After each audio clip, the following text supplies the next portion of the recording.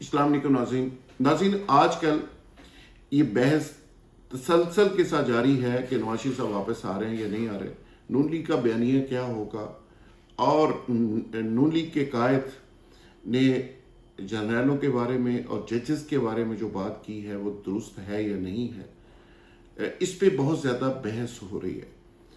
میں تھوڑا سا تاریخ کے حوالے سے ریفرنس کے ساتھ یہ بات کرنا چاہ رہا ہوں کہ آخر ہمارے ملک کے اندر لیڈرشپ کے بیانیے ذاتی نوعیت کے کیوں ہوتے ہیں، اور آخر پاکستان کے اندر جو سیاست ہے وہ نظریاتی سیاست کی بجائے مالیاتی زیادہ کیوں ہو گئی ہے۔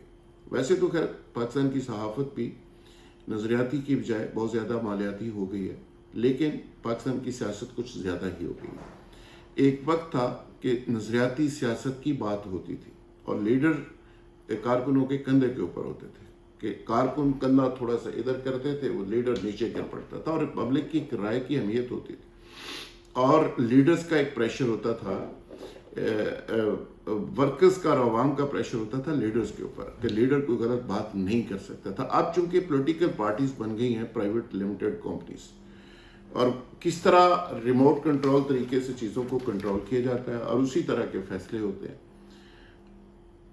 اس پہ میں آتا ہوں کہ نواز شریف صاحب نے باجوہ صاحب سے کتنی ملاقاتیں کی، جو پلیٹلیٹس کا جب معاملہ تھا تو باجوہ صاحب سے کیا ڈیل ہوئی، پھر عمران خان کو نکلوانے کے لیے باجوہ صاحب لنڈن پرسنلی لنڈن گئے اور نواز شریف صاحب نے خود مل کر سارے معاملات طے کیے۔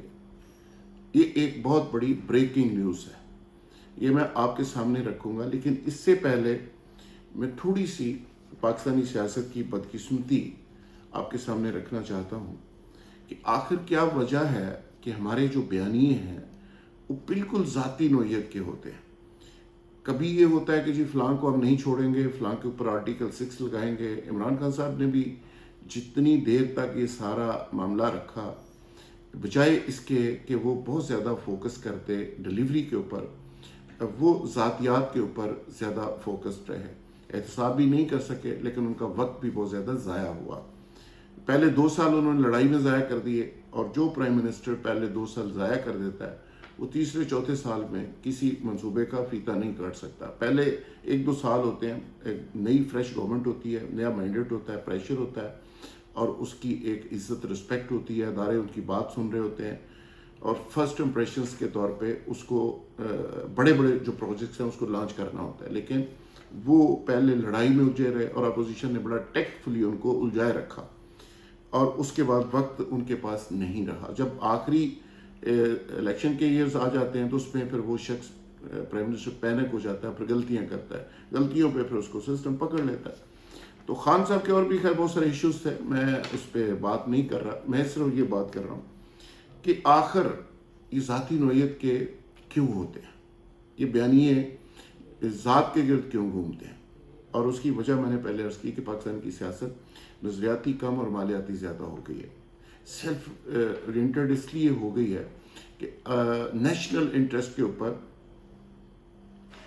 ذاتی جو مفاد ہوتا ہے وہ اس کو ترجیح دی جاتی ہے۔ پرسنل انٹرسٹ زیادہ قیمتی ہو گیا نیشنل انٹرسٹ سے بھی، تو اس لیے اس کو زیادہ فوقیت دی جاتی ہے، اور یہ اس کی ایک وجہ ہے۔ پوری دنیا کے اندر جو بیانیے بنتے ہیں، جو مینیفیسٹو بنتے ہیں، اس کے اوپر الیکشن لڑے جاتے ہیں، اور وہ ہوتے ہیں عوام کے لیے، وہ ہوتے ہیں پالیسیز، وہ ہوتے ہیں منصوبے، اور اس پہ پورے نیریٹو دیے جاتے ہیں، اور اس پہ ڈیبیٹ ہوتی ہے، اور اس کے نتیجے میں لوگ اس کو ووٹ دیتے ہیں۔ لیکن ہمارے ہاں بدقسمتی سے یہ ہوتا ہے کہ جو ہم اس کو نہیں چھوڑیں گے، اس کو مار دیں گے، اس کو ٹانگ دیں گے، اور اس پہ ہماری سیاست چلتی ہے۔ ہم اس پہ کیوں بات نہیں کرتے؟ کوئی بھی پرائم منسٹر کہ آئندہ 90,000 گاڑیاں ہماری استعمال ہو رہی ہیں، جس میں 22 ارب روپے کا فیول صرف استعمال ہو جاتا ہے، تو ہم کیا کریں گے؟ چھوٹی گاڑیوں میں سفر کریں گے، یہ عیاشی جو ہو رہی ہے اس کو ختم کر دیں گے۔ UNDP کی جو رپورٹ ہے، 17 سے 18 بلین ڈالر سالانہ خرچ ہو رہا ہے اشرافیہ کی سبسڈی کے اوپر، اشرافیہ کی عیاشیوں کے اوپر۔ ہم اس کی کیوں بات نہیں کرتے کہ ہم یہ ختم کر دیں گے اور ملک سے یہ بوجھ اتار دیں گے؟ 1 ارب کے لیے ہم ناک رگڑ رہے ہوتے ہیں IMF کے سامنے۔ پرائم منسٹر کہتے ہیں کہ جی ہم تو ترلے منتیں کر رہے ہیں، بکاری بن گئے۔ तो आखिर ये $18 बिलियन में से आप $10 बिलियन भी बचा लें सालाना, तो आप सोच सकते हैं कि आप कहाँ खड़े हों और ये चीज़ें आगे लेके आपको कहाँ तक चली जाएं। IPPs का जो इस मुल्क के साथ फ्रॉड हुआ, जिसके बहुत से सियासतदान डील करते वक्त किक बैक्स लेके उसके बेनिफिशरी थे, और ये सारी कौम को पता है ये किस तरह हुआ। उसमें कैपेसिटी चार्जेस की मद में 8500 अरब, 8,500 अरब रुपया अब तक पे हो चुका है। एक बड़ा पाकिस्तान का बिजनेस टाइकून है जिसका साबिक हुक्मरानों से बड़ी दोस्ती है, उसने बिजली ना पैदा करके भी 60 अरब रुपया ले लिए घर बैठे बैठे। तो आखिर ये क्या हो रहा है? हम क्यों नहीं कहते कि हम आएंगे, ये 8,500 अरब का बोझ हम पाकिस्तान की कश्ती से उतार देंगे। कश्ती जो डूब रही है, जो पाकिस्तान की मैशत IMF के ICU के अंदर पड़ी हुई है, हम इसको निकालेंगे। हम इस पर क्यों बात नहीं करते कि हम जो सब्सिडी बिजली की देते हैं अफसरों को, अभी भी 20 अजलास उस पर हो चुके हैं, प्राइम मिनिस्टर साहब उसको ख़त्म नहीं कर सके, हम उसको ख़त्म करेंगे। हम क्यों बात नहीं करते कि ऐवान सदर की कोई ज़रूरत नहीं, जिस पे 30 लाख रुपया रोज़ाना का खर्च हो रहा है और ये बिलियंस रुपए का खर्चा है सालाना, इसकी क्या ज़रूरत है? हम इसको क्यों रखा हुआ है? हम उसको किसी एक ऐसा मुल्क जो एक पसमानदा भी है, जो माशी तौर पे चैलेंजेस का जिसको सामना भी है, उसमें हम इसको ख़त्म कर देंगे। हम अपने मैनिफेस्टो के अंदर, बयानिए के अंदर ये क्यों नहीं कहते कि हम गवर्नर हाउसेस को ख़त्म कर देंगे? चलो इमरान खान ने नहीं कर सका, लेकिन कहा तो सही, ख्वाब तो दिखाया। लीडर चूँकि ख्वाब फरोश होता है, वो ख्वाब दिखाता है कौम को, तो हम ख्वाब भी नहीं दिखाते। हमें ख्वाब, इस कौम को ख्वाब देखने की भी मेरा ख्याल है इसकी पाबंदी है। ये बेचारी ख्वाब भी नहीं देख सकती, क्योंकि लीडर्स ख्वाब खुद नहीं देखते, किसी को दिखाने के हैं उन्होंने। वो खुद इंतकाम के ऊपर होते हैं कि फ़लाने की टांगें तोड़ देंगे, फ़लाने का ये कर देंगे। हमारे लीडर ये क्यों नहीं कहते कि हमने जितने बंदे भर्ती किए हुए हैं PIA से हम निकालेंगे और PIA को दोबारा खड़ा कर देंगे। ये PIA जिसने एमिरेट्स को जन्म दिया था, जहाज़ दिए थे कराची में, आज भी एमिरेट्स जो है EK के नाम से कराची का लफ्ज़ आखिरी मुखफ़फ़ में शामिल है। कराची से उसका आगाज़ हुआ था, जहाज़ पहले हमने दिए थे। एक वक्त था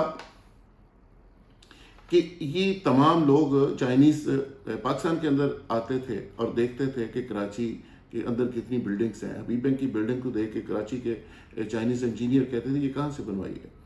फिर चलते चलते आज वो खंडर बन गया पूरा कराची, और उस बिल्डिंग के अलावा दूसरी बिल्डिंग हम नहीं बना सके। खैर, हम ये क्यों नहीं कहते कि हम स्टील मिल का जो बोझ है उसको उतारेंगे?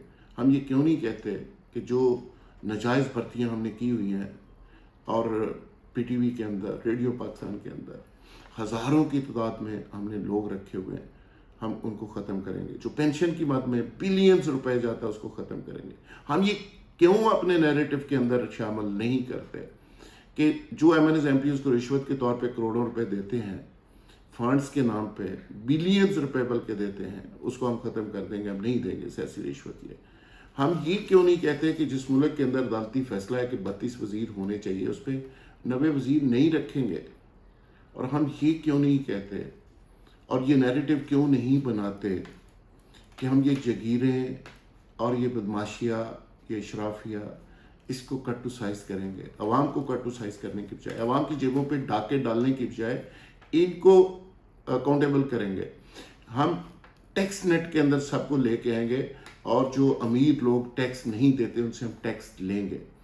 हाँ, हम ये क्यों अपने बयानिए के अंदर ये शामिल नहीं करते कि ये गरीब मुल्क है? नवाज शरीफ साहब ये क्यों नहीं कहते कि मैं प्राइम मिनिस्टर के तौर पे तनख्वाह नहीं लूँगा, मेरा कोई वज़ीर तनख्वाह नहीं लेगा, मेरे कोई वज़ीर सरकारी गाड़ी नहीं लेगा, ख़त्म, सब अपनी गाड़ियाँ इस्तेमाल करेंगे। आज के बाद मेरी कैबिनेट्स अपने खर्चे के ऊपर रहेगी, हम सरकारी घरों में भी नहीं रहेंगे, और अगर रहेंगे तो उसका हम रेंट नहीं लेंगे। हम जितनी अयाशियाँ सरकार के खाते से हो रही हैं, बस सबकी सब हम ख़त्म कर देंगे। हम बड़े बड़े घरों में नहीं रहेंगे, छोटे घरों में जाएंगे जैसे पूरी दुनिया रहती है। अगर इस तरह का बयानिया आप दें तो फिर देखें कि लोग आपकी इज्जत कितनी करते हैं।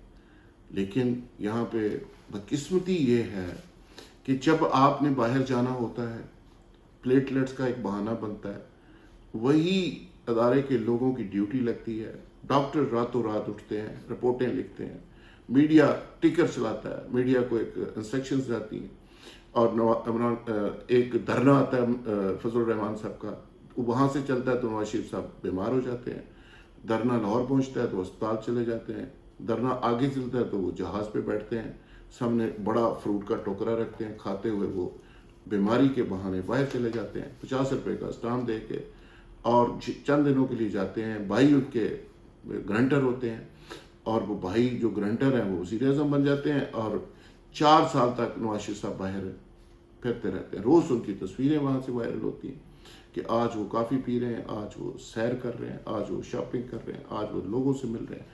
वो बीमारी का मामला पीछे रह जाता है, सारी दुनिया ये देखती है, ये तमाशा।